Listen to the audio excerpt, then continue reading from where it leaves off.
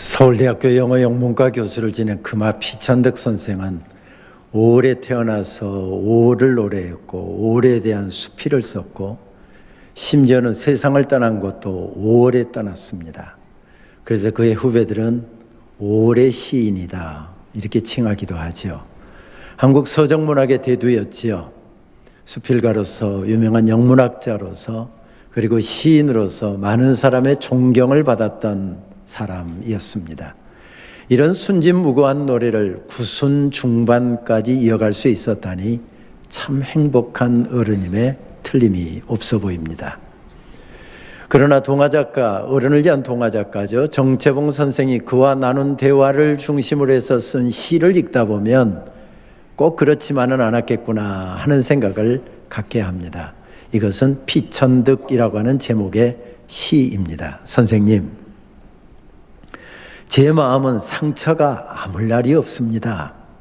정 선생, 내가 내 마음을 꺼내 보여줄 수 없어서 그렇지 천사의 눈으로 내 마음을 본다면 온통 누더기 마음입니다. 무슨 이야기입니까? 남보기에는 그렇게 아름다워 보이고 순진무구해 보이고 정말 행복한 인생을 사신 분 같은데 그에게도 얼마나 많은 아픔과 어려움이 있었던지 천사의 눈으로 들여다본다면 마음의 꺼풀 하나만 제끼고 본다고 한다면 얼마나 그 문제들과 시달리면서 평생을 살다 보니 온통 누더기 마음이랍니다. 그도 그럴 것이 금화 선생은 나라를 빼앗겼던 한일병탄이 일어난 1910년에 출생을 했습니다. 7살 때 아버지가 세상을 떠났고요. 10살 때 어머니가 세상을 떠났습니다. 그의 책을 읽어보면 망국의 슬픔에 더하여 영원히 회복될 수 없는 상실감을 안고 나는 평생을 살았다. 그렇게 적고 있더군요. 남보기에는 그렇게 아름다워 보여도 그에게도 아픔이 있었고 어려움이 있었다는 이야기입니다. 이런 이야기를 전해주는 어른을 위한 동화작가인 정채봉 시인도 마찬가지였습니다. 어쩌면 이렇게 아름다운 이야기를 우리들에게 들려줄 수 있을까 그렇게 생각되는 분이지만 20살의 엄마가 시인을 낳다가 핏덩이 하나 남겨놓고 출산 자리에서 세상을 떠났습니다. 아빠가 키울 수가 없어서 애할머니 댁에 보내졌고요. 애할머니 손에서 자라야 했습니다. 평생 어머니에 대한 그리움을 안고 살았고요. 그리고 40대 중반의 나이에 간암이 도져서 힘들게 투병하다가 그렇게 많지 않은 나이에 세상을 떠났습니다. 그에게도 아픔이 있었다는 이야기입니다. 살아생전에 시집 한 권이 발간됐지요. 20살의 엄마라든지 하는 시집들은 다 그의 사후에 발간된 시집이고 너를 생각하는 것이 나의 일생이었지라고 하는 제목의 시집을 읽어보니 발문이 이렇게 되어 있더군요. 이 세상에 먼지 섞인 바람 먹고 살면서 울지 않고 다녀간 사람은 없으므로. 여러분은 별로 감동을 안 하시는 것 같은데 저는 이 발문이 왜 그렇게 좋던지요. 아마도 어려울 때 이 시집을 손에 잡았기 때문이었던 것 같습니다. 나 혼자 힘들고 나 혼자 어려운 것 같았는데 세상에 먼지 섞인 바람 먹고 살지 않는 사람 없고요. 울지 않고 인생길 가는 사람 없답니다.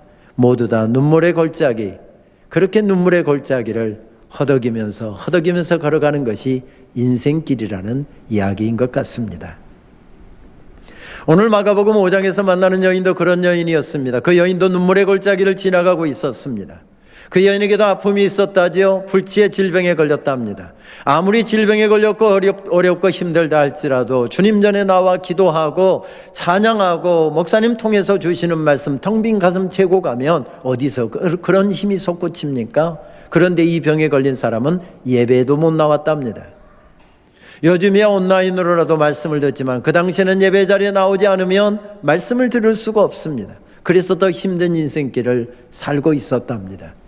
불치의 질병에 걸렸는데 그 당시의 종교적인 규례에 의하면 이 질병은 자신도 부정하고 손끝만 스쳐도 옷깃만 스쳐도 그 사람도 부정해서 예배에 나올 수 없도록 율법이 규정하고 있는 질병이었습니다. 가정으로부터도 심지어는 교회로부터도 떨어져서 아웃사이더로 주변인으로 살아갈 수밖에 없도록 규정지어진 그런 인생을 살고 있었던 여인이었습니다. 그런데 오늘 마가복음 5장에 갑자기 이 여인이 끼어들어오고 있습니다.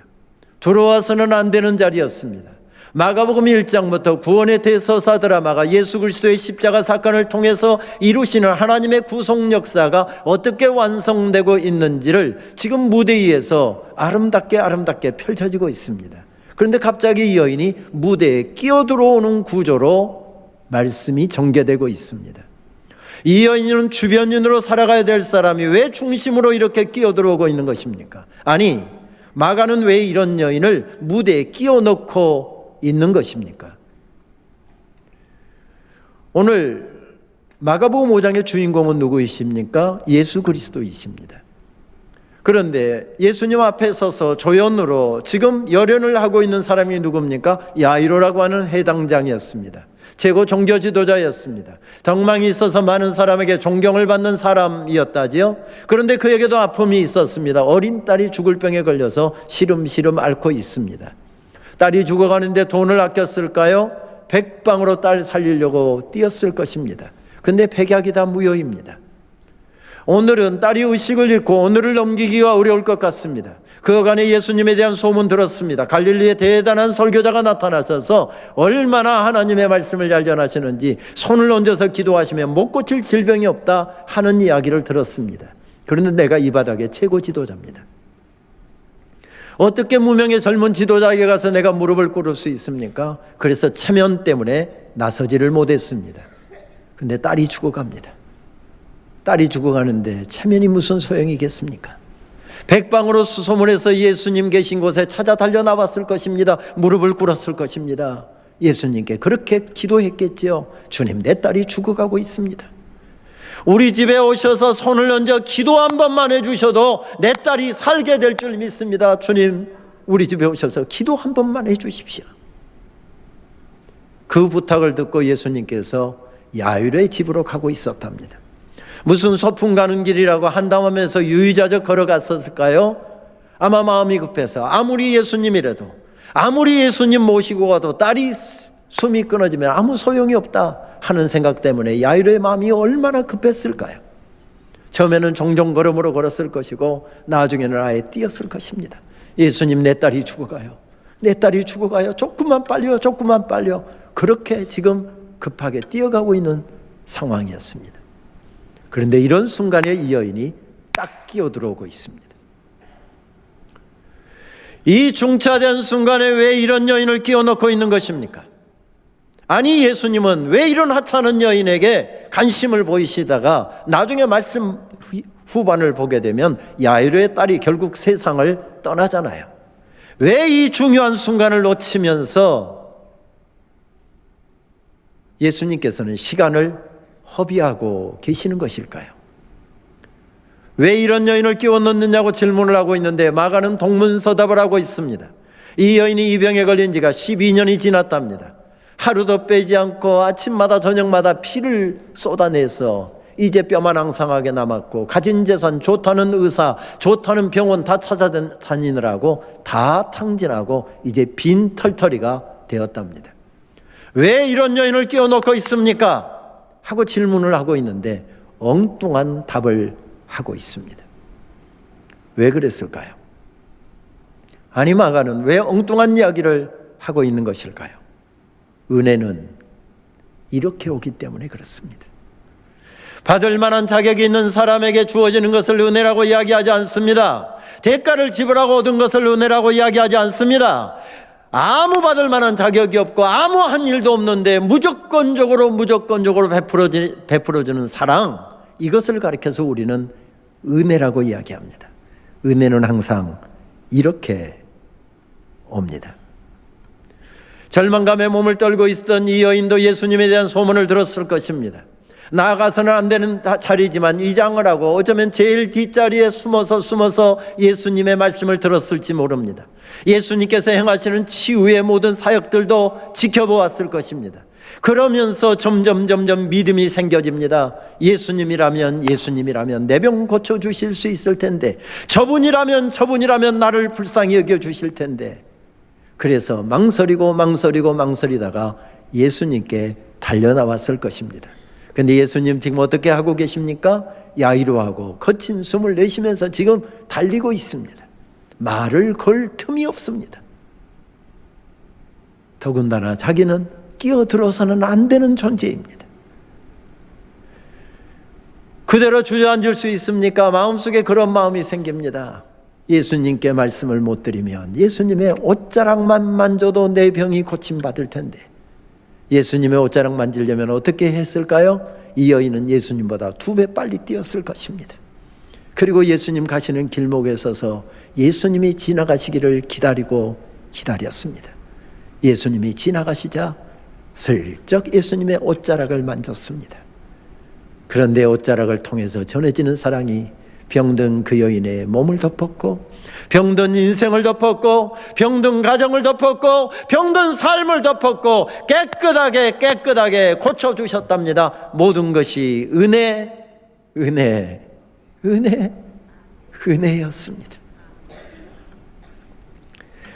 예수님의 옷자락을 만졌을 때 일어났던 이런 놀라운 역사를 마가는 전하면서 마가복음 1장부터 쭉 연결해서 오늘 5장까지 말씀을 읽어보면 마가는 이렇게 이야기를 하고 있는 것 같습니다.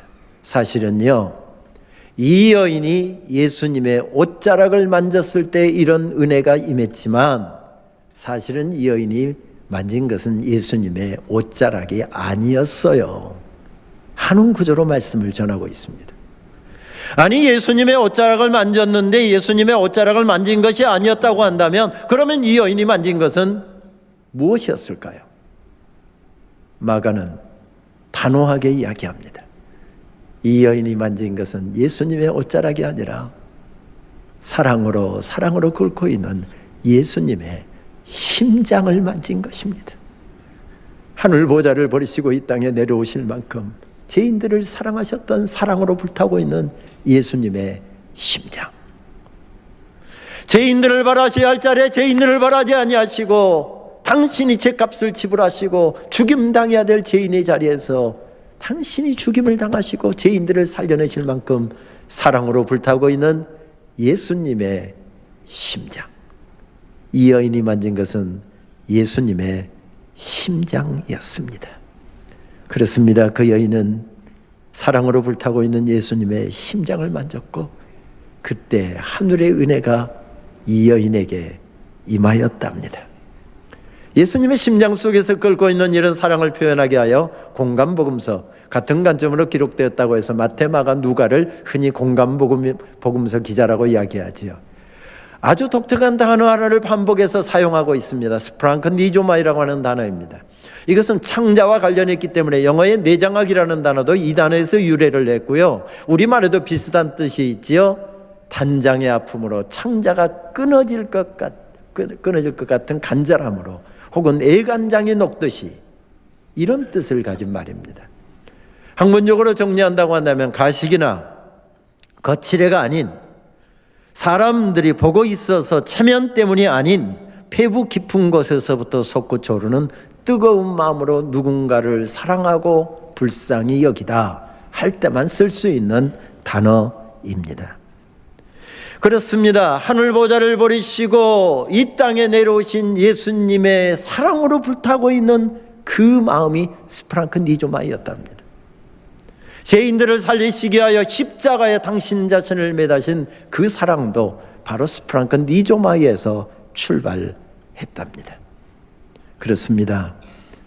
사랑으로 불타고 있는 예수님의 심장, 그 여인은 지금 예수님의 심장을 만지고 있습니다.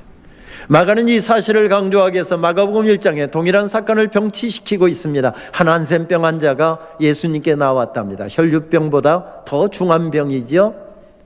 그런데 예수님께서 그 병든 환자를 치료하시는 광경을 마가복음 1장 41절 말씀은 이렇게 우리들에게 들려주고 있습니다. 우리 화면을 보면서 말씀 같이 봉독하실까요? 예수께서 불쌍히 여기사 손을 내밀어 그에게 대시며 이르시되 내가 원하노니 깨끗함을 받으라. 주님 앞에 나와 은혜를 구하고 있는 한센병 환자를 예수님께서 불쌍히 여기사 스프랑크니조마이 하셨답니다. 어쩌면 그 여인은 멀리에서 그 광경을 지켜보았을지도 모릅니다.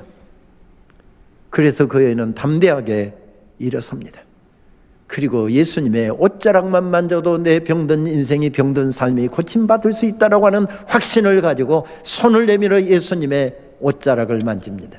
옷자락을 통해서 전해지는 사랑이 그 여인을 덮었고 병든 몸을 깨끗하게 고쳐주셨답니다. 모든 것이 은혜였습니다. 내가 잘나서, 내가 머리가 좋아서, 내가 공부를 잘해서, 내가 좋은 대학 나와서, 내가 박사여서, 내가 교수여서 이만큼 살고 있는 줄 알았습니다. 근데 나이 80이 되고 보니까, 살아온 인생길을 나이 80이 돼서 돌이켜보니까 은혜 아닌 것이 없습니다. 은혜로 살았습니다. 성균관대학교 영문과 교수를 평생 지냈던 성창경 시인, 한 10년 전에 세상을 떠난 분이죠. 나이 8순이 되어서 은혜로 살아온 인생길임을 새롭게 깨닫게 되면서 나이 8순이 넘어서는 은혜에 대한 시, 감사에 대한 시만 주로 썼습니다. 그 중에 한 편입니다. 은총을 내려주시는구나. 무조건 애걸했더니 이 불쌍한 꼴이 눈에 띄신 모양이다. 즉시 속속들이 다 아신다. 그러니 오히려 안심이다. 벌거벗고 빌면 그만이다. 은총을 내려주시는구나. 하나님께서 온통 내 인생을 은혜로 덮어주셔서 오늘 내가 여기 서 있고 이만큼 살아올 수 있었음을 깨닫게 되면서 주님께 올려드린 고백입니다.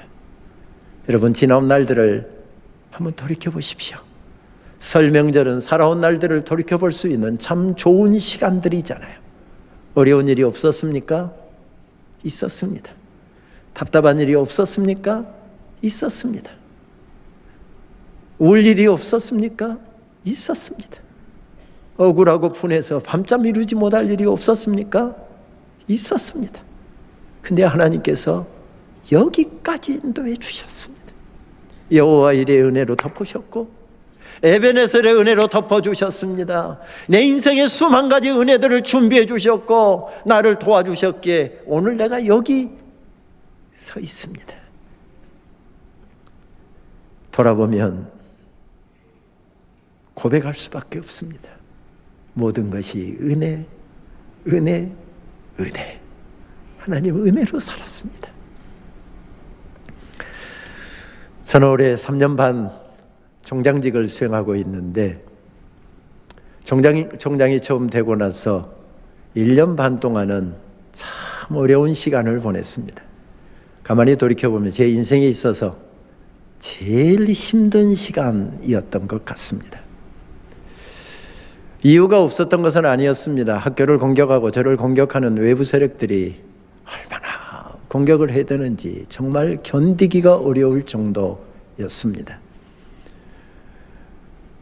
사실은 우리 교단에 참 자랑스러운 교회였지요. 그런데 목사님께서 은퇴하면서 그 목회직을 아들에게 물려주는, 소위하게는 목회직 대물림, 세습하는 일이 우리 교단에서 일어났습니다. 이것은 신학적으로 옳지 않습니다. 저희 장신대 교수들이 혼연일체가 되어서 그 일에 대해서 의견을 냈습니다. 그 일은 계속되었죠.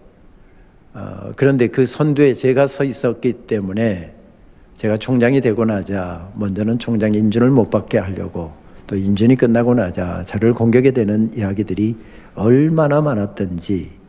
그런데 학교장이 되고 나니까 학교에 누가 될까 싶어서 일일이 다 대응할 수도 없었습니다. 새벽에 하나님 앞에 엎드려 우는 일밖에는 없었습니다. 저는 학생들 가르치는 것이 좋아서 평교수로 은퇴하리라 마음을 정하고 있었는데 학교가 갑자기 어려워지다 보니 등 떠밀려서 총장이 되었습니다.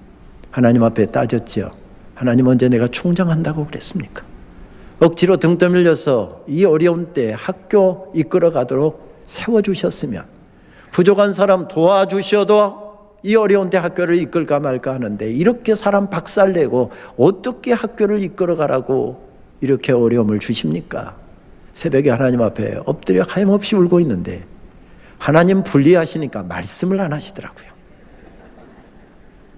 새벽마다 울었습니다. 근데 어느 날 새벽 하나님께서 하염없이 울고 있는 제게 50여 년 전에 어머니 새벽기도 따라갔다가 어머니 기도 소리를 들은 적이 있었는데 까마득하게 잊어버리고 있었던 어머니 기도 소리를 제 귀에 들려주시는 것입니다. 아마 초등학교 6학년 때로 기억이 되었습니다. 저희 부친은 공부도 많이 했고 머리도 비상한 분이었지만 젊은 날에 당신 꿈이 망가지는 것 때문에 젊은 날에 이걸로 살았습니다. 가장이 날마다 술에 절여 있으니 집안 꼴이 말이었겠습니까? 한 번도 그런 이야기를 저에게 한 적은 없었지만 집안 형편을 보니까 중학교 못 갈 것 같아요. 그래서 새벽에 가서 새벽기도 나가면 하나님 나 공부하고 싶어요. 저 중학교 보내주세요. 그 기도 드렸습니다. 졸더라도 그 기도는 항상 드리고 졸았습니다. 근데 어느 날 졸다가 일어나서 기도 소리가 저쪽에서 들려오는데 저희 어머니가 제 기도 소리를 들으셨던 모양입니다. 그리고 어머니가 이렇게 기도하시는 것입니다. 아버지 공부하기 좋아하는 우리 은영이, 책 읽기 좋아하는 은영이 저 아이 공부하고 싶답니다. 하나님 저 아이 중학교 보내주세요. 어머니 기도가 거기서 끝납니까? 하나님 저 아이 고등학교도 보내주세요. 어머니 기도가 거기서 끝납니까? 하나님 저 아이 대학도 보내주세요. 어머니 기도가 거기서 끝납니까? 하나님 저 아이 공부하고 싶은 만큼 시켜주세요. 어머니 기도 소리가 들려오는데요, 울지 않을 수가 없었습니다. 그래서 저는 그 자리에서 바로 벌떡 일어나서 할렐루야 감사합니다 이런 게 아니라 잊으라고 앉아 있었습니다. 뭐 때문에요? 초등학교 졸업하고 공부 몇 년 했는지 시해보려고 했더니 중학교 3년 했겠죠. 고등학교 3년 했겠죠. 대학 4년 했겠죠. 신대원 3년 했습니다. 대학원 가서 2년 했습니다. 미국에 가서 다시 2년 석사과정 했습니다. 박사과정 5년 했습니다. 그런 거 보니까 21년을 공부했더라고요. 제가 지금 공부 많이 했다고 자랑하고 있는 거죠. 그거 아니잖아요. 초등학교 졸업하고 중학교도 못 갈 형편이었는데 어머니의 눈물의 기도 때문에 제가 공부하고 싶은 만큼 정말 했구나. 울지 않을 수가 없었습니다. 그때 하나님께서 제 입술에 담아주신 찬양이 있었습니다. 오늘 숨을 쉬는 것 감사, 나를 구원하신 것 감사, 내 뜻대로 안 돼도 주가 인도하신 것 모든 것 감사, 내게 주신 모든 것 감사, 때론 가져가심도 감사, 내게 고난 주셔서 주 뜻 알게 하신 것 모든 것 감사. 우리 같이 찬양할까요? 주님 감사해요. 주님 감사해요. 내가 여기까지 온 것도 은혜입니다. 주님 감사해요. 주님 감사해요. 나를 사랑하신 주 사랑 감사합니다. 한 번만 더 고백할까요? 주님 감사해요. 주님 감사해요. 내가 여기까지 온 것도 은혜입니다. 주님 감사해요.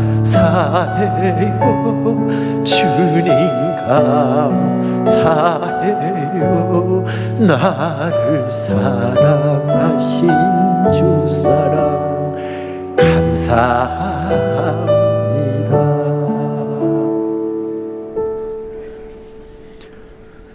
신앙생활이 무엇입니까? 내 삶에는 고난도 없고 어려움도 없고 꼬이는 문제도 없고 그냥 탄탄대로 모든 것이 형통. 이것을 기대하고 바라면서 사는 것이 신앙생활입니까? 아닙니다. 아닙니다. 주님 믿어도 어려움이 있고요. 열심히 기도해도 내가 원하는 대로 인생길 풀리지 않고요. 때로는 눈물 골짜기를 통과할 때가 많이 있습니다. 그러나 그러한 삶의 자리에서 날마다 나를 사랑하시는 주님, 내게 내 인생길에 수많은 은혜로 덮으셨던 그 하나님의 놀라운 은혜를 떠올리면서 벌떡벌떡 일어나 다시 믿음 위에 서고 힘들고 어려울 때마다 두 손 높이 들고 주님, 나는 주님을 신뢰합니다. 나는 주님을 믿습니다. 그것이 신앙생활 아니겠습니까? 그래서 우리가 즐겨 부르는 찬양은 이렇게 우리들에게 알려줍니다. 주 나의 반석이시니 그 위에 내가 서리라. 그 위에 내가 서리라.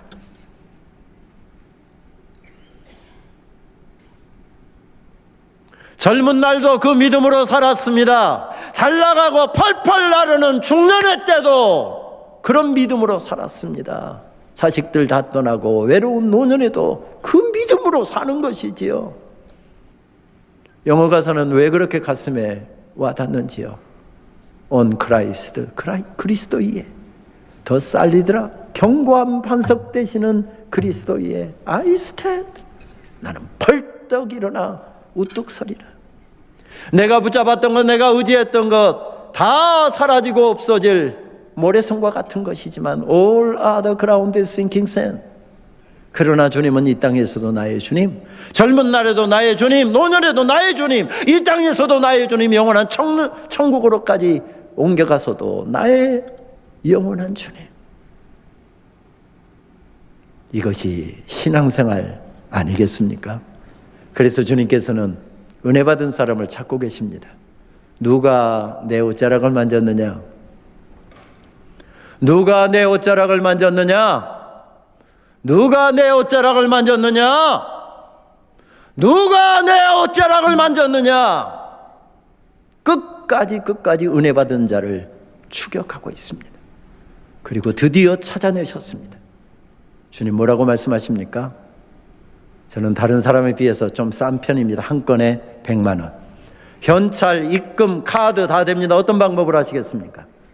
주님 수고비 받아내시려고 그 여인을 그렇게 추격해서 찾아내신 것이었습니까? 아니었습니다. 따라 내 믿음이 너를 구원하였으니 평안히 가라. 내 병에서 너여 건강할지어다. 무슨 말씀입니까? 은혜 받은 자로 살랍니다. 은혜 받은 사람으로 살아라. 은혜 받은 사람으로 살아라. 내 인생길에 어려움도 있고 답답함도 있고 내가 원하는 대로 인생이 풀리지 않을 때도 있어도 은혜 받은 자로 살아라. 파리한 손을 내밀어 주님의 옷자락을 만지면 내 병든 몸이 고침받겠다고 파리한 손을 내밀던 그 간절함, 주님보다도 2배를 더 빨리 뛰면서 숨 끊어질 것 같은 그런 순간에 주의 옷자락을 만지게 하여 앞으로 달리던 그 간절함, 그 간절함으로 살아라. 그 말씀입니다. 여러분, 우리에게도 그 간절함이 지금 작동하고 있습니까? 은혜 받았을 때 그 간절함, 처음 직분 받았을 때 그 간절함, 십자가의 놀라운 신비를 깨닫고 하나님의 사랑을 깨닫고 하염없이 구원받은 감격에 울며 기도하고 찬양하고 예배했던 그 간절함이 오늘 예배 가운데 여전히 작동하고 있습니까? 그 간절함으로 살아라. 그 말씀입니다. 시편 기자는 이런 간절함을 가진 예배자의 모습을 목마른 사슴으로 비견합니다. 사슴이 시냇물을 찾기에 갈급함 같이 내 영혼이 주를 찾기에 갈급하나이다. 우리는 가난하고 배고프던 시절 이 시편 말씀에다 곡을 붙여서 얼마나 많이 찬양을 불렀던지요. 목마른 사슴 시냇물을 찾아 헤매이듯이 내 영혼 주를 찾기에 갈급하나이다. 주님만이 나의 힘, 나의 방패, 나의 참 소망, 나의 몸 정성 다 바쳐서 주님 경배합니다. 70년대, 80년대 가난하고 배고프고 서럽던 시절 우리는 이 찬송 부르면서 울었고 이 찬송 부르면서 주님 바라보았고 이 찬송 부르다가 또 벌떡벌떡 일어나서 어려운 삶의 자리로 달려나갔더랬습니다. 이 찬송을 기억하시는 분들은 좀 연식이 되신 분이고 이 찬송을 모르는 분들은 그냥 힘들어하지 마세요. 연식이 신식이라는 이야기입니다. 저는 대학 3학년 때 부모에게 독립선언하고 입주, 가해하고 아르바이트하고 그래서 대학을 마쳤고 신대원 가정 공부를 마쳤습니다. 월급을 그때 입주가야 하고 월급을 받으면 11조, 그리고 교통비 외에는 하나도 허투루 쓰지 않고 다 저축을, 다음 등록금 준비하느라고 다 저축을 했는데도 불구하고 꼭 새학기 등록할 때가 되면 한 5만 원에서 6만 원이 항상 부족했습니다. 그때 대학 등록금이 한 60여만 원 하던 때니까 5, 6만 원 큰 돈이었습니다. 어떻게 마련할 방도가 없습니다. 그러면 세 끼 먹던 거 2끼로 줄이고 2끼 먹던 거 1끼로 줄였습니다. 그때 학교 식권이 120원인가 130원인가 하던 때니까 이건 몇 장 모아야 5만 원이 되고 6만 원이 되는 것입니까?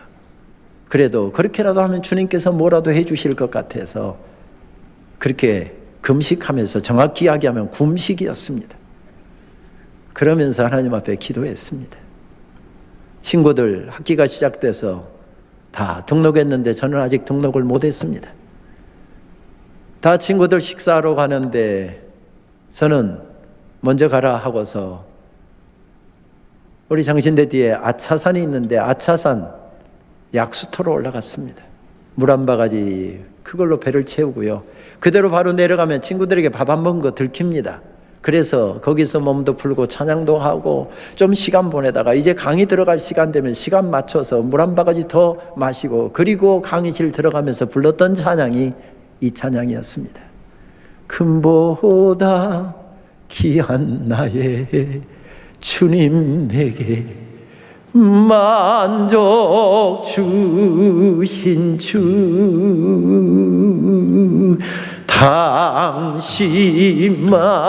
당신만이 나의 기쁨 또한 나의 참 보배.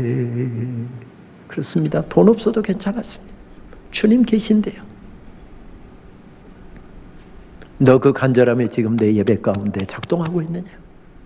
주님 순간순간 우리에게 묻고 계십니다. 누가 내 옷자락을 만졌느냐? 그래서 신실한 신앙인은 신달자 시인은 간절함이라고 하는 제목의 시집의 표제 시에서 이렇게 노래합니다. 그 무엇 하나에 간절할 때는 등뼈에서 피리 소리가 난다. 10손가락 10발가락 끝에 푸른 불꽃이 어른거린다. 2손과 손 사이에 깊은 동굴이 열리고 머리로 빛의 통로가 열리며 신의 소리, 하나님의 소리가 내려온다. 바위 속 견고한 침묵이 온기 피어오르며 자잘한 잎들이 오물거리고 모든 사물들이 무겁게 허리를 굽히며 제 발등에 입을 맞춘다. 엎드려도 서 있어도 몸의 형태는 쓰러지고 없다. 오직 간절함 그 안으로 동이 터오른답니다. 새날이 밝아온답니다.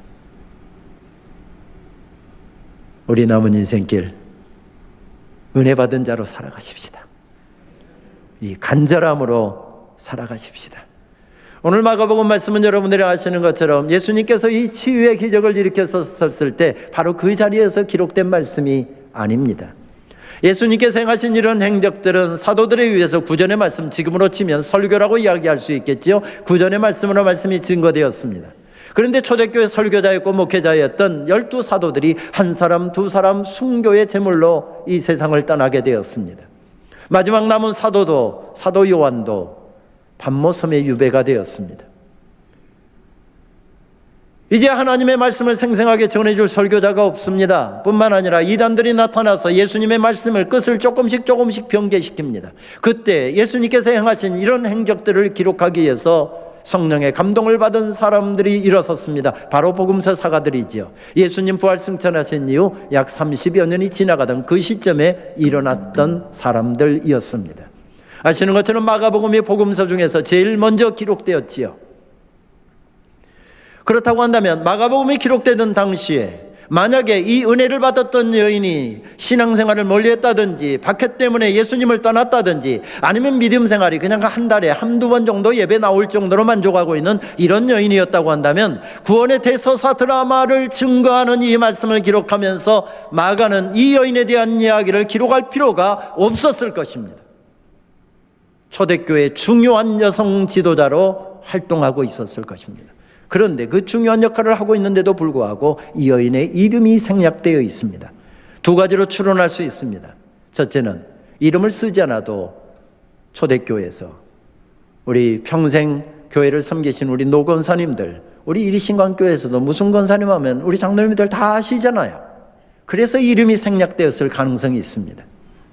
그런데 이 복음서의 말씀은 성령의 감동을 따라서 말씀을 기록하게 하셨을 때 성령께서는 그 예루살렘에 있는 그 교회를 위해서만 기록하게 하신 말씀이 아니었습니다. 오고 가는 시대에 예수 그리스도의 복음을 들어야 될 사람들을 위해서 기록된 말씀이었다고 한다면 이 여인의 이름을 기록해 넣었어야 마땅했을 것입니다. 두 번째 추론은 마가는 이 여인의 이름을 기록했을 것으로 추론해 볼 수가 있습니다. 그런데 왜 이름이 빠졌을까요? 이 여인이 마가에게 와서 그렇게 이야기합니다. 선생님, 제 이름은 빼주세요. 제가 한 게 아니에요. 예수님이 하셨어요. 예수님의 이름만 높여주시고요, 제 이름은 빼주세요. 예수님이 하셨어요. 예수님이 하셨어요. 무슨 이야기입니까? 이 여인이 여전히 은혜에 대한 감격을 가지고 살고 있었다는 이야기일 것입니다.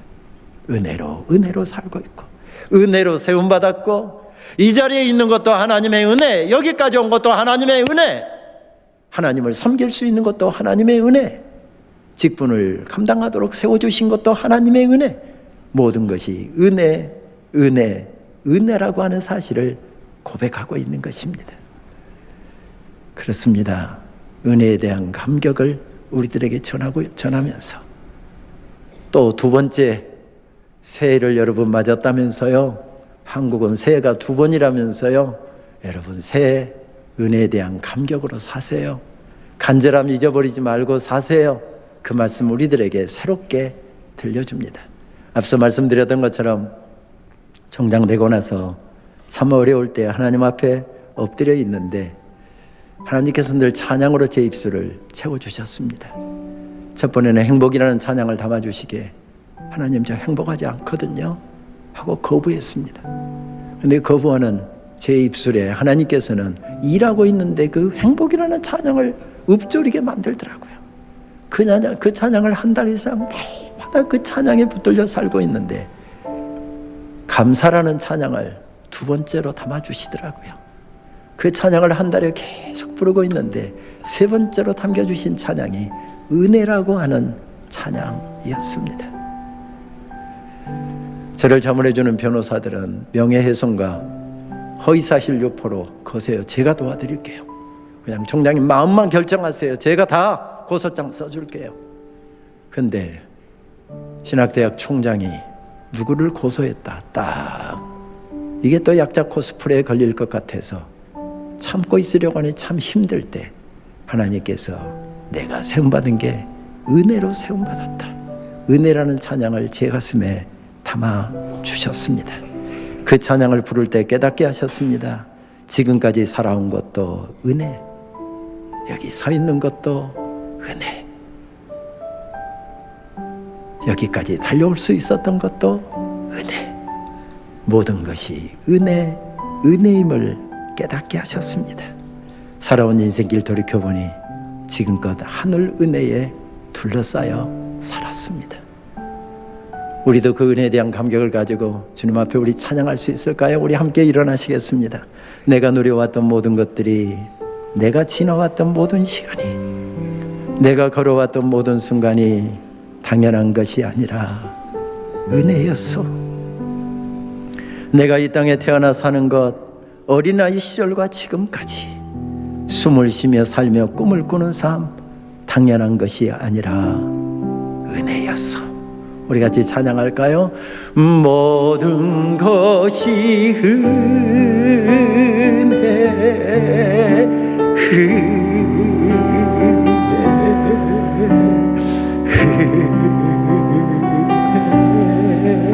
한없는 은혜, 내 삶에 당연한 건 하나도 없었던 것을 모든 것이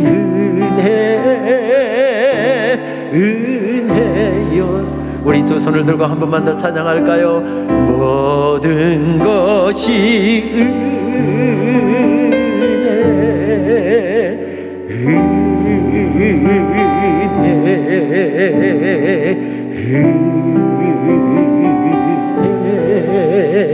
한없는 은혜, 내 삶에 당연한 나도 없었던 것을 모든 것이